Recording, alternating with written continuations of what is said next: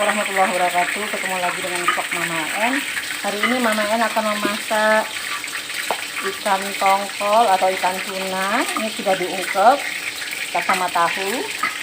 Hijau 1,5 ons sama campur cabai rawit agak 10 biji. Untuk kita giling tangan. Ikannya sudah kita goreng, tahu tadi 10 biji kecil. Nah, sekarang kepalanya biasanya kita asam pedas, ini sudah biasanya aja digoreng aja gitu.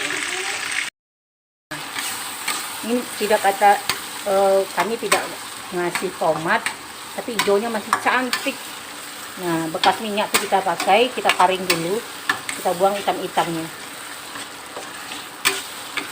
Kadang-kadang di warna foto itu kadang-kadang beda warnanya. Sekarang warnanya masih cantik.